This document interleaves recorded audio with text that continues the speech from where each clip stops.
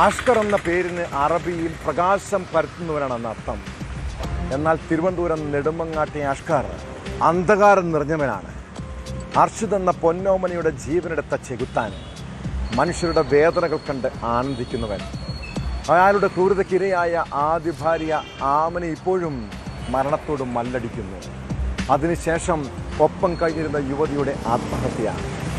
പരിചയപ്പെടുന്ന സ്ത്രീകളെ ലൈംഗികമായും സാമ്പത്തികമായും ചൂഷണം ചെയ്യുന്നതിൽ ബിരുദൻ. അവനിന്ന് ജയിലിന് പുറത്തിറങ്ങിയാൽ വേറെ ഇരകളെ തേടിപ്പോകും. ഈ കൊടും കുറ്റവാളിയും സ്വന്തം കുഞ്ഞിനെ കൊല്ലാൻ കൂട്ടുനിന്ന അഖിലയും ഇനി വെളിച്ചം കാണാൻ പാടില്ല. അഖിലയ്ക്കെതിരെ കൊലപാതക പ്രേരണ കുറ്റം ഉൾപ്പെടെ ചുമത്തിയാണ് അറസ്റ്റ് ചെയ്തത്. കേസിൽ റിമാൻഡിലുള്ള പ്രതികളെ കസ്റ്റഡിയിൽ വാങ്ങി കൂടുതൽ ചോദ്യം ചെയ്യാനാണ് പോലീസിന്റെ തീരുമാനം.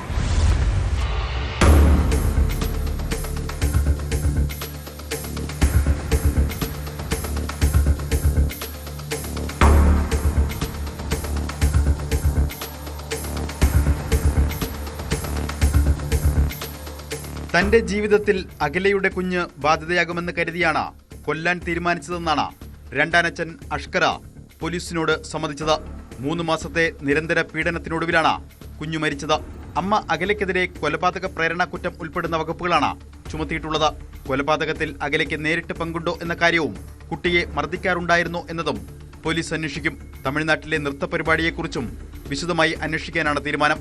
റിമാൻഡിലുള്ള അഷ്കറിനെയും അഖിലയെയും കസ്റ്റഡിയിൽ വാങ്ങി ചോദ്യം ചെയ്യുന്നതിലൂടെ കൂടുതൽ വിവരങ്ങൾ പുറത്തുവരുമെന്നാണ് പോലീസിന്റെ പ്രതീക്ഷ. കൊല്ലപ്പെട്ട 1.5 വയസ്സുകാരൻ അർഷിദിന്റെ പിതാവും അഖിലയുടെ ആദ്യ ഭർത്താവുമായ അഖിലിന്റെ മരണവും അഖിലയ്ക്കൊപ്പം ഡാൻസ് സ്കൂളിൽ ജോലി ചെയ്തിരുന്ന സ്ത്രീയുടെ മരണവും അന്വേഷിക്കാനും പോലീസ് തീരുമാനിച്ചിട്ടുണ്ട്. 2 മരണങ്ങളിലും ദുരൂഹതയുണ്ടെന്ന സംശയത്തിലാണ് പോലീസ്.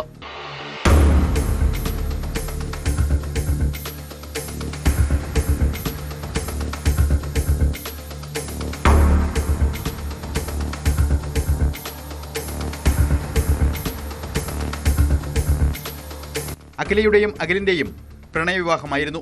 അഖില അർഷിദിനെ ഗർഭം ധരിച്ചിരിക്കവെയായിരുന്നു അഖിലിന്റെ ആത്മഹത്യ.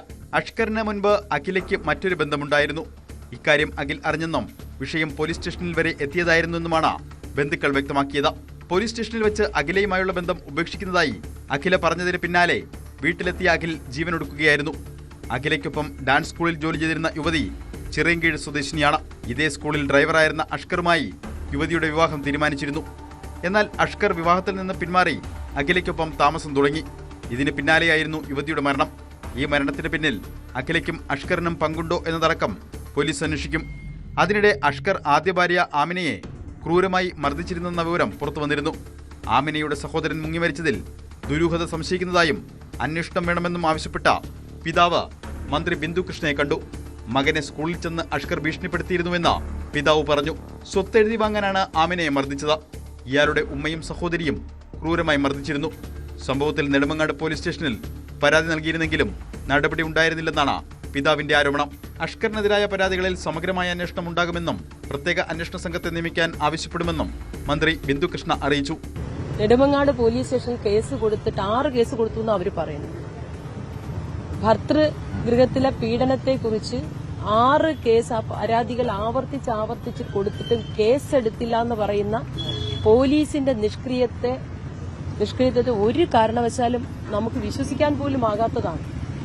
സ്ത്രീകൾക്കെതിരെ നടക്കുന്ന അതിക്രമങ്ങൾക്ക് ശക്തമായ നിയമ നടപടി എടുക്കുവാൻ ഉത്തരവാദപ്പെട്ട പോലീസ് ഇത്തരത്തിൽ പെരുമാറിയത് കൊണ്ട് കൂടിയായിരിക്കാം ആ പിഞ്ചു കുഞ്ഞിന്റെ മരണം സംഭവിക്കുന്നത് വിശ്വസിക്കാതിരിക്കാൻ തരമില്ല. അന്ന് ആ ക്രിമിനലിനെ നിയമത്തിന് മുന്നിൽ കൊണ്ടുവന്നിരുന്നുവെങ്കിൽ ഒരു പക്ഷേ നമ്മൾ പ്രാർത്ഥിക്കുക, നമ്മൾ ആഗ്രഹിച്ചു പോവുകയാണ്. പക്ഷെ അതുണ്ടായി. ആ പോലീസ് ഈ പരാതികൾ കൊടുത്തിട്ട് അന്വേഷിക്കാത്ത പോലീസ് നടപടിയെക്കുറിച്ച് പോലീസുകാരെക്കുറിച്ച് ബഹുമാനപ്പെട്ട ആഭ്യന്തരമന്ത്രിക്ക് റിപ്പോർട്ട് ചെയ്ത് അത് സംബന്ധിച്ച നടപടികളെടുക്കും. എത്രയും പെട്ടെന്ന് അത് സംബന്ധിച്ച കേസുകൾ രജിസ്റ്റർ ചെയ്യാൻ ആവശ്യമായ നടപടികൾ ആഭ്യന്തര വകുപ്പ് മന്ത്രി ബഹുമാനപ്പെട്ട ശ്രീ രമേശ് ചെന്നിത്തല അവരുമായിട്ട് സംസാരിക്കും.